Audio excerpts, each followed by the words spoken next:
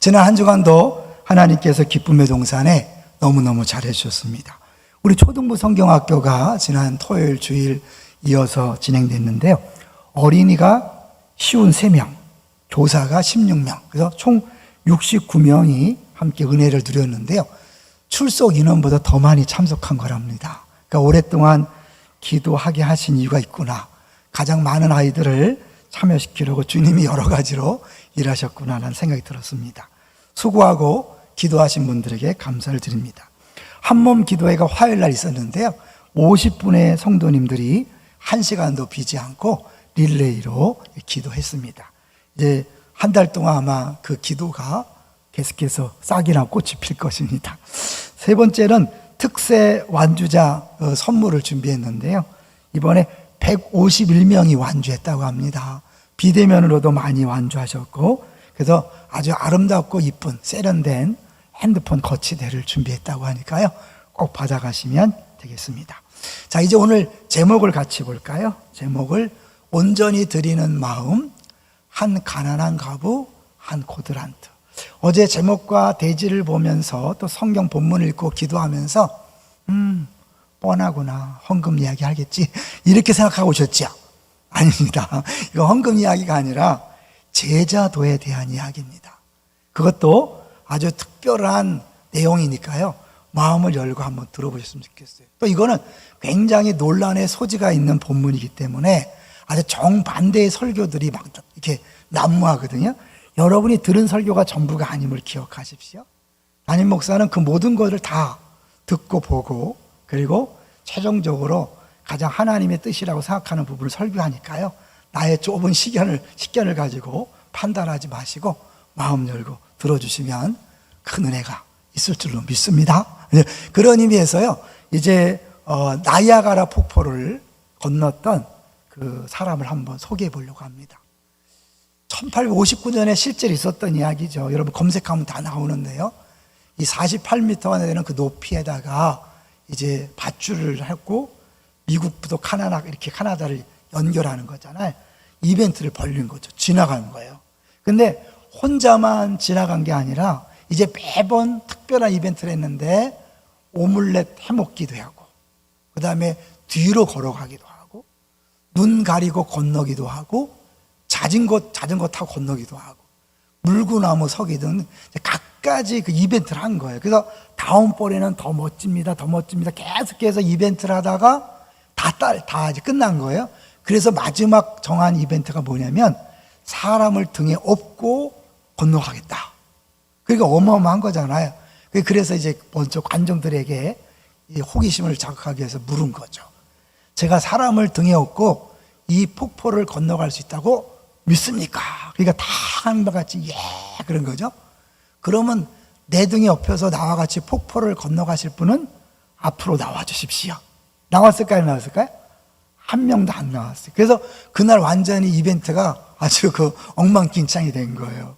그래서 포기할 수 없으니까 이 사람이 자기 매니저하고 얘기를 한 거예요. 아무래도 당신이 내 등을 타고 가야겠다. 그래서 그 다음에 이제 다시 광고에서 다 모인 다음에 의도적으로 이 사람이 당신이 타겠습니까? 하겠습니까? 하다가 일부러 자기 매니저한테 하겠습니까? 그러니까 하겠습니다. 그래갖고 등에다 업고 정말 건넌 거예요. 근데 요 건너는 과정 속의 이야기가 오늘 본문하고 깊이 연관이 되어 있어요. 제자도 아주 깊이 연관이 되어 있어요. 궁금하시죠? 좀 이따가 하도록 하겠습니다. 그래서 본문을 볼게요. 정말 본문을 보세요. 본문을 보시면 41절입니다. 41절 같이 읽어볼까요? 예수께서 헌금함을 대하여 앉으사 무리가 어떻게 헌금함에 돈 넣는가를 보실세. 여러 부자는 많이 넣는데. 네, 여러 부자는 많이 넣는데. 그 다음에 42절. 한 가난한 과부는 와서 2렙돈 곧 한 고드란트를 넣는지라. 그 당시에 이렇게 헌금함이 이제 여인들도 들어갈 수 있는 곳이니까 이제 좀 이방인들이겠죠. 거기에 한 13개가 있는데 모양이 나팔 모양으로 돼갖고 동전을 던지면 소리가 다 나는 거예요. 그러니까 앞에 있는 사람들은 많이 갖고 와서 막 하니까 꼭 저 잭팟 터트린 것처럼 막 하니까 많이 넣는구나 느껴지는데, 이 사람은 2개를 넣는데 나중에 보겠지만 가장 작은 동전, 우리나라로 하면 1원짜리 2개를 넣은 거죠. 근데 그걸 보고 예수님이 제자들을 불러다가 그 여인에게 말한 게 아니에요. 다른 사람에게 말한 게 아니라 제자들에게 말했어요. 그러니까 이건 결국 제자들을 가르치기 위한 하나의 시청각 소재가 된 거죠. 그러니까 제자되어야 된 거지 헌금을 많이 해라, 헌금을 다 바치면 복 받는다 이런 게 아니에요. 예전에 부흥사들이나 헌금을 강조하는 분들이 이 설교를 그렇게 많이 하니까 이제 그거에 대한 반발로 아니다. 그래서 이거는 헌금에 대한 것도 아니고 여인을 칭찬한 것도 아니고 오히려 서기관들이 한 짓을 책망하는 것이다라고 그렇게 또 역으로 간 거예요. 근데 분명히 예수님이 제자들에게 얘기했잖아. 이 여인이 많이 넣었다. 근데 이걸 굳이 앞부분과 연결해서 부정적으로 보면 안 돼요. 근데 너무 이상하죠, 사실. 예수님이 그 가난한 여인이 그 동전 2개 넣는 걸 막으시지 그걸 또 칭찬하신다니까 이상하죠. 이상한 것에 복음이 있는 거예요. 왜냐하면 복음 자체가 우리 생각과 너무 다르니까요. 그래서 이 본문은 장차 십자가에 죽으실 예수님을 미리 보여주는 거예요. 그걸 계속해서 보여줄 텐데 여기 특별히 여인을 한 가난한 여인이라고 그랬죠. 이 가난이란 단어가 예수 그리스도와 직접 연결이 됩니다. 성경은요, 누구처럼 기도해라, 누구처럼 헌금해라 이런 성책이 아니에요. 왜냐하면 복음은 조언이 아니라 소식이라고 그랬죠. 우리가 이렇게 하면 복 받고 이렇게 하면 하나님이 사랑하시고 기뻐하신다 이게 아니라 반드시 모든 내용은 예수 그리스도로 연결돼서 그 다음에 다시 적용이 돼야 돼요. 그러니까 이 여인의 이야기는 예수 그리스도의 십자가와 연결된 다음에 우리에게 제자도가 뭔가를 가르쳐주고 있는 거예요. 자, 그럼 어떻게 연결되느냐? 가난한 여인이라 그랬잖아요.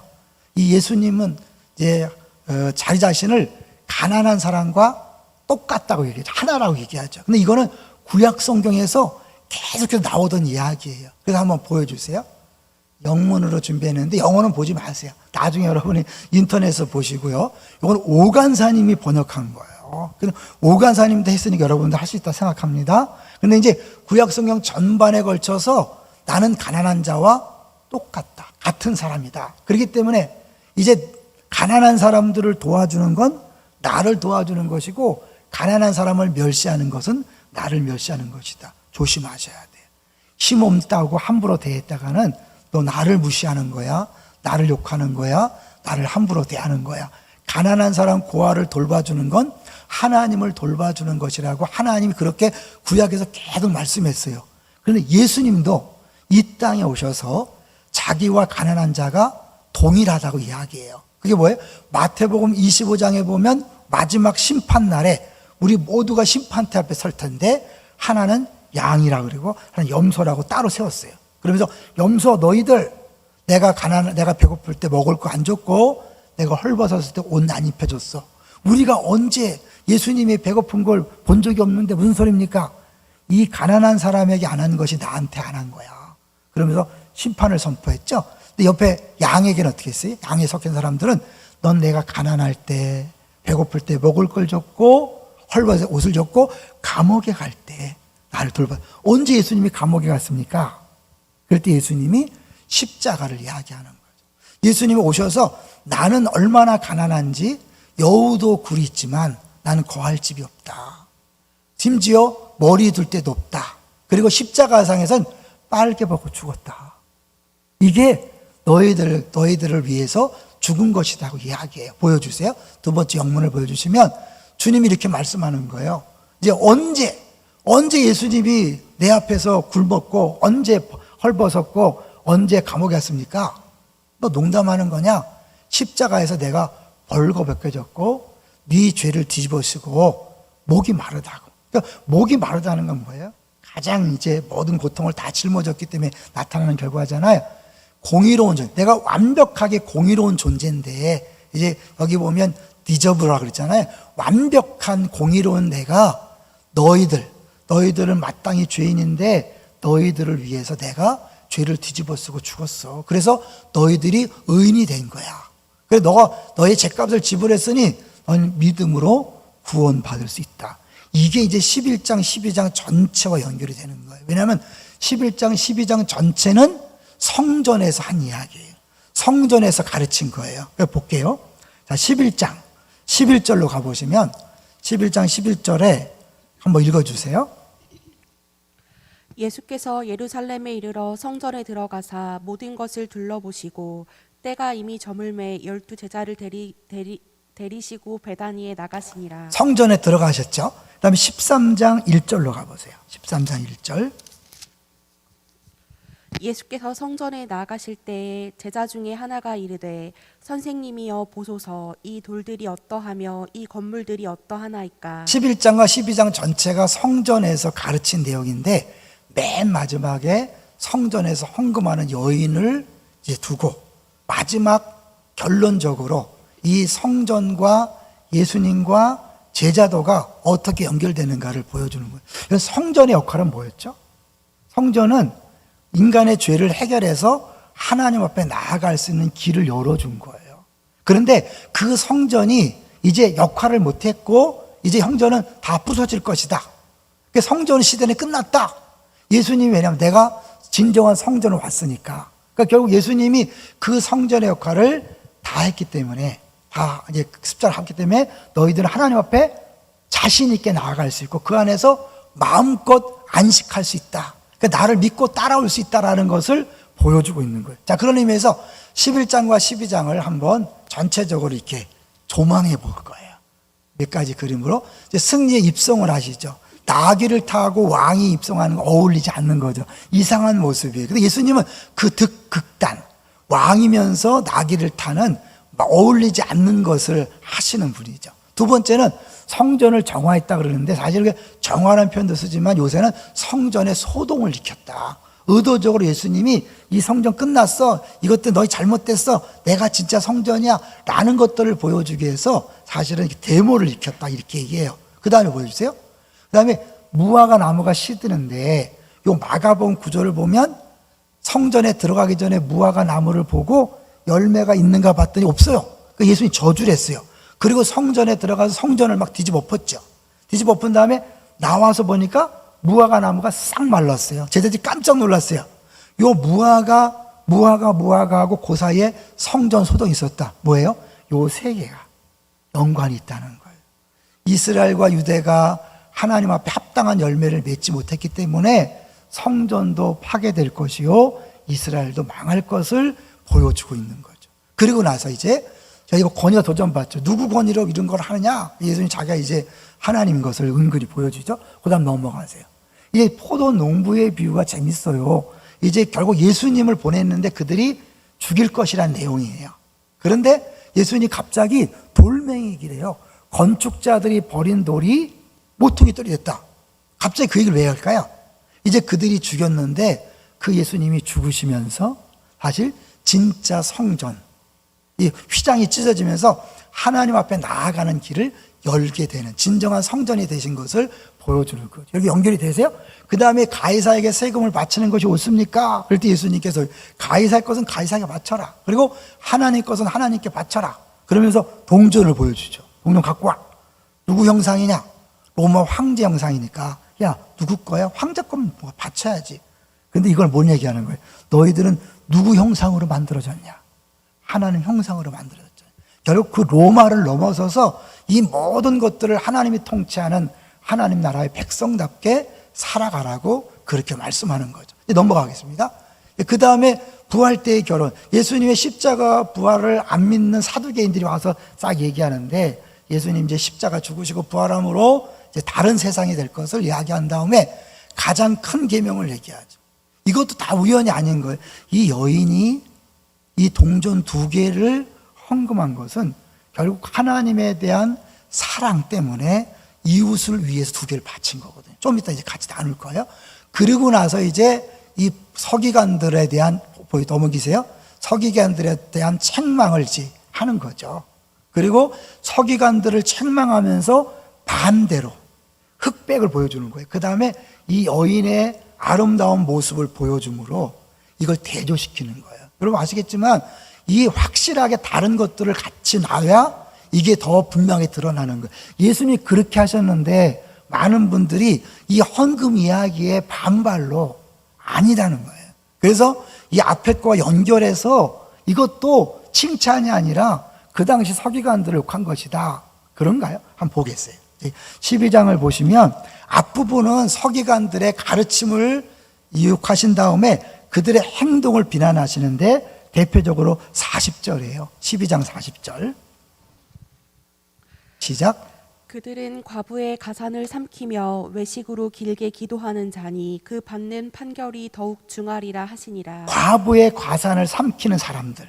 그런데 그 41절부터는 가난한 과부가 남의 것을 도둑질하는 게 아니라 그 얼마 되지 않는 자기의 생활비를 다른 사람을 위해 바치는 두 개를 비교함으로 확실하게 이것이 얼마나 놀라운 것인가를 보여주는데 요거는 나중에 옥합을 깨트린 여인과 연결이 되는 거예요.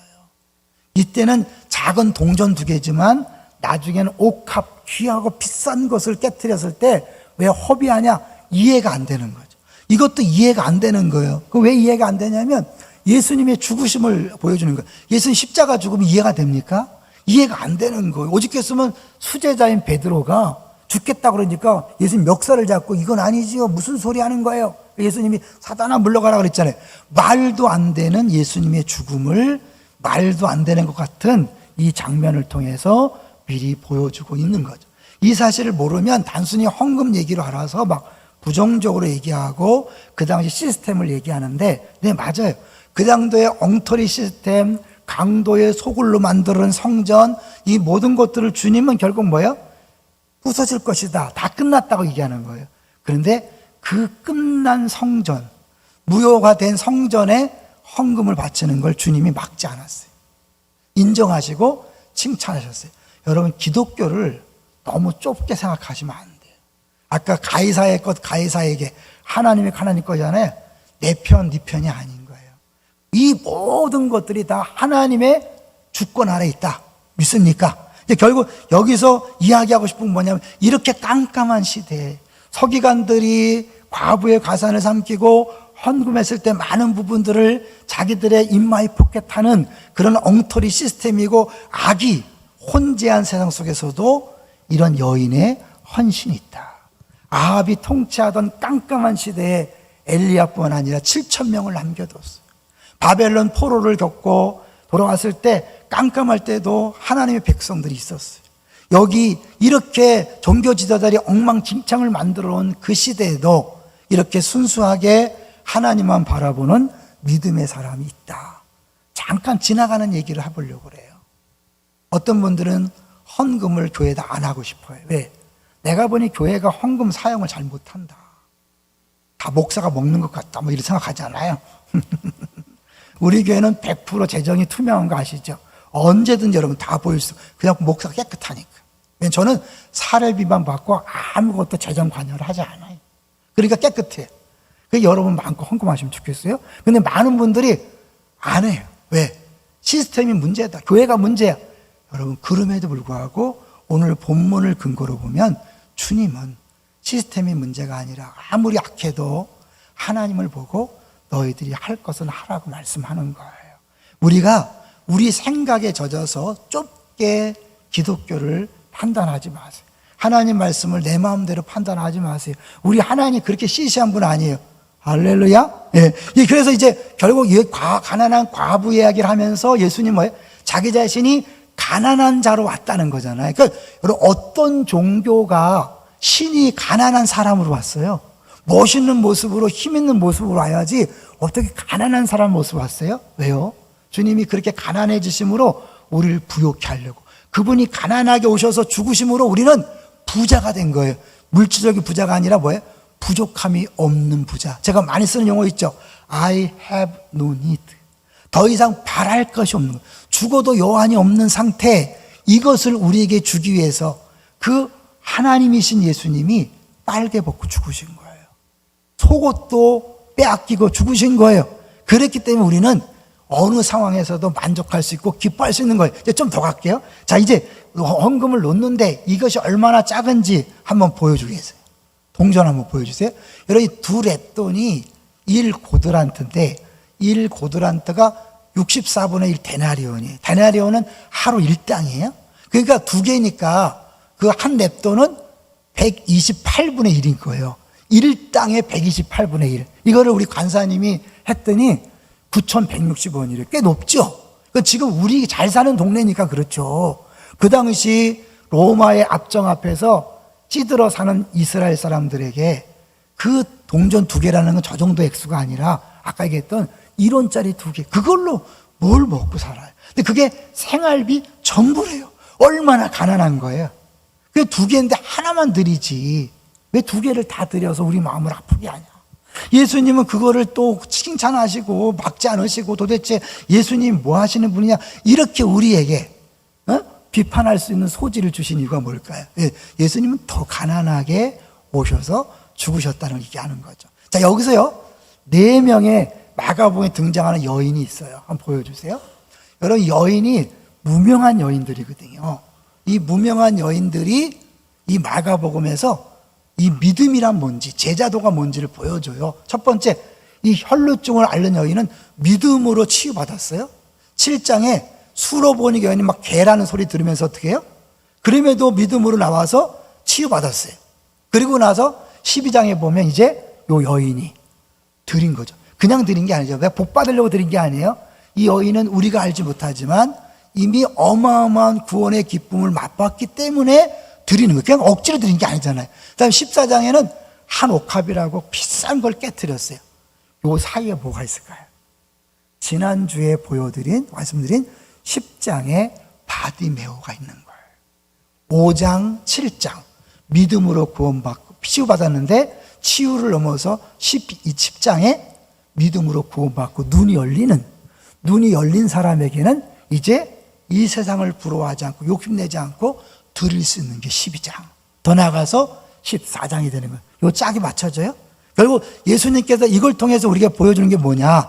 이제 박스를 보여주세요. 제자들의 이제 이런 행동을 통해서 보여주는 게 뭐냐면 이걸 한번 읽어주세요. 제자들을 불러 이 여인의 행동을 그들에게 주지한 것은 제자도의 특별한 교훈으로 취급되어야 한다. 이 여인의 행동, 예수님의 행동과는 달리 제자들은 어리석은 제도적 희생물이 되지 않기 위하여 오히려 그를 배반하거나 부인하거나 도주함으로써 자기들의 살 길을 찾았다. 그러나 사실 불의한 세상에서 예수님과 복음이 되기 위해 산다는 것은 제도적 희생물이 되기 십상이다. 그럼에도 주님을 따르는 자는 복음을 위한 희생길을 걸어가야 한다. 예수님을 따라간다는 것은 세상의 불의를 인정하는 거예요. 우리가 예수님을 따라갈 때 손해보고 가마떼기 알아서 더 많이 우리에게 사기를 치고 고통을 주고 불이익을 당하는 것을 감당하는 게 제자의 길이죠. 동의하시나요? 그게 요한복음 15장에서 내가 너희를 택해서 열매를 많이 맺는데 그건 동시에 세상의 핍박을 받아야 된다라고 이야기하잖아요. 우리가 수없이 많은 경우에 제자의 길을 가지 않는 이유는 용기가 없기 때문에 그래요. 그런 것에 맞설 용기가 없기 때문에 도망가고 부인하고 그런 거죠. 이제 그 다음 거 하나 보여줄까요? 그 다음 박스. 이 가난한 과부는 불의한 제도. 아까 얘기했죠? 이 서기관들이 과부의 가산을 삼킬 정도니까 얼마나 부정을 많이 저질렀겠어요. 이가 헌금을 들어서 많은 부분을 가져갔다니까요. 그렇지만 그런 속에서도 그녀는 자기의 생활비 전부를 드린 거죠. 왜요? 모든 삶을 다른 사람을 위해서 연복해 둬요. 가난하지만 이 작은 돈이지만 하나님을 사랑하기 때문에 이웃을 위해 그것을 기꺼이 드릴 수 있는 거예요. 이런 악한 시스템이기 때문에 나는 안 한다. 나도 똑같이 악을 갚는 것이 아니라 오히려 예수님이 십자가를 지고 주신 것처럼 기꺼이 희생할 수 있는 거예요. 여기서요, 예수님께서 말씀하신 내용이 특별한 의미가 있는데 44절 같이 한번 읽어봅니다. 시작. 그들은 다 그 풍족한 회소에 넣었거니와 이 과부는 그 가난한 중에서 자기의 모든 소유 곧 생활비 전부를 넣었느니라. 이 생활비라는 것을 원어적으로 보면 비오스. 여러분 영어 바이오스 아시죠? 많이 그 생명공학 얘기하잖아요. 이 생명이라는 뜻도 있는 거예요. 그러니까 이 과부는 단순히 돈을 드린 게 아니라 자기 생활비는 삶을 드린 거죠. 더 이상 내가 내 방법으로 내 삶을 유지하는 것이 아니라 전적으로 내 생명을, 내 삶을 주님 앞에 맡기는 것, 이게 예수 믿는 사람의 모습이고 이것이 믿는다는 표시고 이것이 제자의 길이라는 거예요. 여기서 이제 하나 더 보고 이제 아까 얘기했던 그 나이아가라 폭포 다시 볼 거예요. 마지막 무명의 여인들을 모습들, 혈루증 앓는 여인, 수로보니게 여인, 가난한 가부, 향유 부인 4명인데 앞에 2 여인은 뭘 보여주냐면 예수님의 생명을 주시는 능력에 대한 담대한 믿음. 주 앞에 나가기만 하면 치유될 수 있다는 믿음이라면 그 믿음으로 구원받고 치유된 사람이 이제 나머지 2 여인, 예수님의 자기 부인의 희생적 죽음에 대한 자기 부인과 희생의 삶이 무엇인지를 보여주는 거예요. 우리는 잘못하면요, 자기를 부인하고 십자가를 진다 그럴 때 뭐냐면 내 성질을 죽여야 돼, 내가 죽어야지. 이거 제자의 길 아니에요, 여러분. 내 성질 때문에 내가 만나는데 나 성질을 죽여야 돼, 내가 죽어야지, 남편한테 죽어야지, 그 정도가 아닌 거예요. 제자도는 그렇게 죽는다고 자기 성격을 죽이는 게 아니라 전적으로 주에게 내 모든 걸 맡기는 거예요. 그래서 이게 나중된 자가 먼저 되는 걸 보여주는데, 왜냐하면 이 바리새인, 서기관들, 헤롯다, 이 사람들은 다 리더급이고 지도자급들이잖아요. 이미 하나님 앞에 쓰임 받으면서 많은 것들 누렸던 먼저 된 자지만 정작 예수님이 오셔서 예수님께서 말씀하실 때 듣고 어떻게 하면 죽여버릴까, 오히려 죽이려고 그렇게 반응했지만 이 여인들은 예수님 말씀을 듣고 믿음으로 반응해서 치유되고 구원받고 헌신하는 자리까지 가는 제자의 모습을 보여줍니다. 다시 얘기하지만 신앙생활을 엉뚱하게 우리가 열심을 낼 때가 있어요. 막 죄를 안 져야지 막 싸우고, 그리고 막 이 성질을 죽여야지. 그게 자기를 부인하는 게 아니에요. 자기 십자가를 지는 건 자기 성질을 죽이는 게 아니라 완벽하게 내가 내 방법으로 내 삶을 유지하려는 모든 시도를 내려놓는 거예요. 내 자녀를 내 방법으로 키우고 내 직장과 사업장을 내 방법으로 하려는 모든 것들을 포기하는 게 제자고, 그게 예수 믿는 거예요. 그게 아닌 사람은 아직 예수 믿는 게 아니에요. 뭘 믿는 거예요 도대체? 예수님이 나를 위해 죽으시고 부활했다는 걸 믿는다는 건 뭐냐면 성전의 기능을 완성했다는 거예요. 그건 뭐예요? 하나님 앞에 내가 언제든지 나아갈 수 있고, 나가기만 하나님이 나를 흠이 있지만, 잘못한 게 많지만 뭐예요? 내가 널 사랑해, 내가 널 기뻐해. 그래서 사실은 나를 사랑하는 사람 앞에서 내가 완전히 무장해제돼서 그냥 다 빨개벗어도 부끄러워하지 않는 것처럼 하나님 앞에서 우리가 그런 쉼이 있어야 돼, 그런 자유함이 있어야 돼. 근데 우리는 그게 아까 내 힘으로 막 열심히 열매를 맺으려고 그러고 잘하려고 이 의를 내세우는 바리새인 같은 신앙생활 하니까 너무너무 힘든 거예요. 야, 요거를 더 쉽게 보여주기 위해서 서커스가 아니죠, 그 폭포 지나가는 거 마지막 장면 보여주세요. 이게 이제 하는데 이게 매니저가 돈 때문에 어쩔 수 없이 했지만요, 무서울까 안 무서울까요? 무섭죠. 무서우니까 이게 흔들릴 때 막 자기가 안 흔들려고 이렇게 한 거예요. 그럴 때 이 블론딘이 이런 말을 한 거예요. 당신이 내 등에 업힌 이상 끝날 때까지는 나와 완벽하게 하나가 돼야 된다. 마음도 생각도 모든 것이 완벽하게 하나가 되어야 우리가 둘 다 건너갈 수 있다. 만약 흔들릴 때 당신 스스로 균형을 잡으려고 움직이다 보면 둘 다 죽는다. 맞죠? 근데 처음에 무서우니까 막 지가 잡으려고 한 거예요. 우리 특세 때 여러 번 말씀드렸어요. 물에 빠진 사람이 살려고 막 발버둥치면 구하러 온 사람까지 같이 죽는 거예요. 가만히 있어요. 이상 우리가 예수를 믿는다는 건 뭐냐면 하나님이 예수님을 통해서 나를 의롭다 했고 나를 사랑한다 했기 때문에 이제 주님 앞에 완벽하게 나를 맡기고 더 이상 내가 무슨 찬양과 기도와 말씀을 통해 봉사와 헌금과 구제를 통해 하나님 마음에 들려고 할 필요가 없다는 거예요. 우리의 신앙생활에 열심히 하고 힘든 이유가 뭐냐면 나도 모르게 하나님 앞에 복받기 위하여, 사랑받기 위하여, 인정받기 위하여 그렇게 애를 쓰는 거예요. 아무 쓸모도 없는데. 우리가 예수 믿는다는 건 저 등에 탄 사람처럼 완벽하게 예수님과 하나가 되는 거예요. 거기서 아무것도 안 하는 거예요. 그냥 붙어 있는 거예요. 포도나무 가지가 붙어 있는 것처럼. 예수님 뭐라고 했어요? 수고하고 무거운 짐진 자들아 다 내게로 오라. 내가 너희를 편히 쉬게 하리라. 이 블론디라는 사람이 자기 매니저한테 그냥 내 등에서 편안하게 쉬라. 차라리 잠을 자라 이렇게 했다는 거 아니에요. 그래서 건너갈 수, 여러분 이러기 때문에 이게 제자도와 연결이 되는 거예요.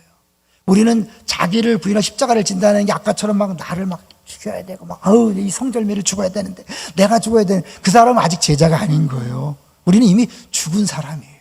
왜요? 예수 믿는다는 자체는 뭐예요? 함께 죽고 부활했기 때문에 죽은 거예요. 죽은 자식 만지면 안 돼요. 싸우지 마세요. 여러분 그 바둑 두 사람 알잖아요. 예? 죽은 거 건들면 안 된다는 거. 예? 여러분 이해될지 모르겠어요? 내가 이미 죽었는데 막 그걸 죽이려고 싸우지 말고 나는 예수님이 딱 붙어서 그냥 쉬는 거예요. 엄마 품에 안긴 젖된 아이처럼 그냥 편안히 쉬는 거예요. 그러면 주님이 알아서 다 하시는 거예요. 할렐루야. 쉬워요, 어려워요? 너무너무 쉽죠. 근데 신앙생활이 너무 어렵잖아요. 왜? 나도 모르게 바리새인처럼 내 의를 신앙생활을 열심히 해서 내가 얼마나 옳은가를 보여주고 싶어요. 내가 신앙생활을 잘한다고 증명하고 싶어요. 여러분 그게 힘든 거예요. 아니 여러분 잘하려고 하지 마세요. 이미 하나님이 예수님 때문에 여러분을 100% 사랑한다니까요. 믿습니까? 이뻐 죽겠어. 난 너를 보기만 해도 만족해. 그리고 그걸 받아들이면 어떻게 해요? 그렇게 사랑하시는 분이 나한테 뭐가 부족해서 안 주겠느냐. 그리고 어떻게 해요? I have no need. 만족한 거예요. 만족한 사람은 싸워야 안 싸워요? 부부끼리 여러분 왜 싸우죠? 남편에 대한 요구사항이 있어 싸우는 거예요. 아내에 대한 요구사항이 있어 싸우는 거예요. 내가 주 안에 만족하면 어떻게 해요? 부족하면 부족한 대로 내가 채워주는 거예요. 왜? 나를 위한 삶이 아니니까.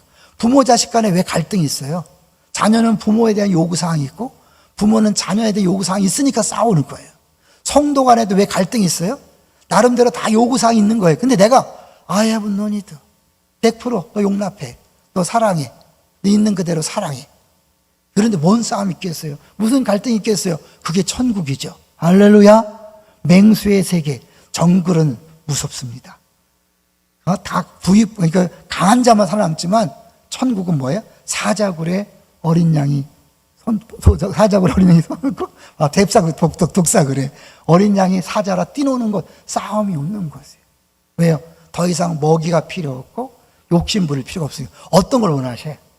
이거는 특별한 사람에게 주어진 게 아니라 모두에게 주어진 거예요. 예수 믿는 모두에게 선물로 주어진 거예요. 할렐루야. 이거를 누리면 누릴수록 더 욕심에서 벗어나는 거예요. 누리면 누릴수록 경쟁에서 벗어나는 거예요. 누리면 누릴수록 더 자유한 거예요. 안 싸우려고 노력하지 마세요. 늘리게 시기질도 안 하려고 싸우지 마세요. 내가 눈을 열어서 볼 것을 보고 정말 하나님 품 안에서 쉬고 만족하고, 여호와는 나의 목자지 내가 부족함이 없다. 여러분 양이 그 고백할 때 풀을 잔뜩 쌓아놓은 게 아니에요. 마실 물을 탱크에 저장해 놓은 게 아니에요. 이 여인이 자기의 두 랩돈을 바치면서 두렵지 않은 이유가 뭘까요? 하나님이 나의 삶, 예수님이 나의 삶을 책임진다는 걸 믿기 때문에 더 이상 내가 내 삶을 컨트롤하고 책임지지 않는다는 것을 믿는 거예요. 그게 믿음인 거예요. 그게 믿음인 거예요. 그게 제자의 길인 거예요. 여러분 모든 제자는요 행복하셔야 돼요. 자유하셔야 돼요. 기도 많이 하는 게 아니에요. 성경 많이 읽는 게 아니에요. 예수 믿으면 그 자유는 주어지는 거예요. 할렐루야. 그 풍성함은 주어지는 거예요. 그것을 이제 내가 누리는 것만큼 아내와 남편과 자녀와 부모와 이웃들을 넉넉히 사랑하고 용서하는 거예요. 우리가 헌금 시간마다 파송하잖아요. 가서 뭐라고요? 네가 용서하면 용서된다. 용서하는 거예요. 받아주는 거예요. 품어주는 거예요. 이게 복음이잖아요. 할렐루야. 그것을 경험한 여인이 그렇게 한 것이고 옥합을 깨뜨릴 수 있는 것이고, 예수님께서 어떻게 해요? 이게 바로 제자의 길이다. 내가 너희들을 위해 십자가를 지고 죽은 것처럼 이제 너희들 그걸 진짜 믿는다면, 너희들이 100% 용납된 걸 믿는다면, 부족함이 없음을 믿는다면 이젠 너를 위한 삶이 아니라 하나님을 위하여, 이웃을 위하여 기꺼이 내 모든 것도 드릴 수 있고 나눌 수 있는 거죠. 헌금 이야기가 아니죠. 우리 삶 전체에 관한 이야기임을 알 수 있어요. 이제 최근에 이 코로나19로 오늘도 여기 오케스트라가 완전히 폭탄을 맞았네요. 예, 많은 분들이 이 코로나를 힘들어하는데, 제가 한 분 재미난, 우리 집사님 중 한 분이 요양을 하는데 한 2년 동안을 한 번도 교회 못 왔어요. 왜냐하면 어르신들이 있기 때문에 혹시나 코로나 걸리면 안 될까 봐 안 하는데 코로나가 덮쳐갖고 8분이 돌아가셨대, 어른들이. 그리고 자기도 걸렸대요. 그 다음에부터는 자신만만하게 나와. 나 어차피 코로나 걸렸으니까 이제. 그렇게 나와서 이제 마음껏 예배 드리는 걸 봤어요. 아, 코로나19 걸려도 거기에 유익이 있고, 안 걸리면 안 걸리는 유익이 있다. 그걸 겁내지 마세요. 두려워하지 마세요. 염려하지 마세요. 다 맡기세요. 걸리면 걸린 대로, 안 걸리면 안 걸린 대로, 망하면 망한 대로, 죽으면 죽는 대로 내 주여 뜻대로 행하시옵소서. 살든지 듣지 노래는 하면서 여전히 죽으면 안 돼요. 여러분 그렇게 버티면 둘 다 죽는 거예요. 아시겠죠? 다 맡기세요. 죽일 테면 죽이세요. 살 테면 살리세요. 밥이 되든 죽이든 마음대로 하세요. 여러분 이건 우리는 그렇게 할 수 있는 근거가 뭐예요? 하나님이 자기 아들을 희생했잖아요. 그 정도로 나를 사랑하는데 뭐가 두려워요? 이걸 진짜 믿으면 여러분 자유해지는 거예요. 누리시기를 주의 이름으로 축원합니다. 그 자유를 가지고 그 풍성한 모습을 가지고 직장에 가시고 사업장에 가십시오. 왜 이렇게 편안해? 예수님 때문이야. 예수 믿어. 전도 안 될까요? 되겠지요. 바로 우리 찬양하겠습니다.